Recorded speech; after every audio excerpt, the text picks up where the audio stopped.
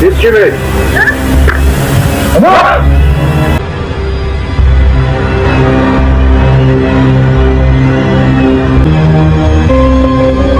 Amonun çoxlu şəhidləri var, Amon quldur, Göy. Rövşən Davadovun rəhbərliyi altında əməliyyat tutulan xüsusi təyinatlı polis dəstəsi. Dünəndən bu vaxta kimi 20 tona yaxın cənazə. Bu ben de anladım bu takım meselesi bu savaşlarından. Yapsınız bize Azerbaycan'ın yanacak. Azerbaycan var mı? Senin Azerbaycan var mı? Ben öldüm pardonda. Ben esasın keşiğinde durmakta sen yapağlı ettiler nabalık şey alıp. Bilmiyorum ne Ermeniyi verirsen de Ermeni gelsin bunları öldürsün de. Bunlar təliyə düşüblər, möhtərəm hakim. Bilmək lazım baxımını. Bunlar düşüblər bir nəfərin tələsinə qulaq atır. Bu Əli Yusufdur, nədir? Bu adam 94-cü ildə tutulub.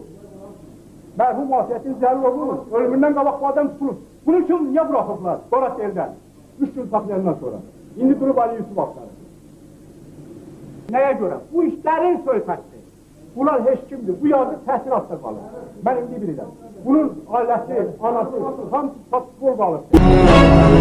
Petrosyan müsahibəsində bildirir ki, Azərbaycan ordusunun Ermənistan ərazisində körpüləri, dəmir yollarını, elektrik, qaz xətlərini partladıb, onları ağır vəziyyətə salmasına baxmayaraq erməni xalqı duruş gətirdi. Yəni ermənilərin günahı yoxdur.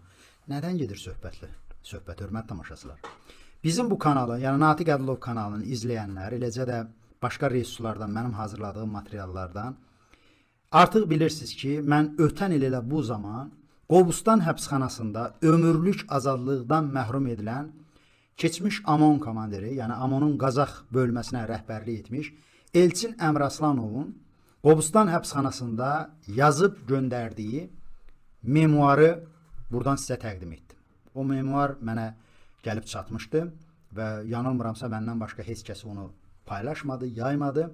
Və o memuarda Elçin Əmraslanov ünvanın, yerin, tarixin göstərməklə özü deyirdi ki, Ermənistanın ərazisində həmin indi Petrosyanın sadaladığı əməliyyatları həyata keçirdib.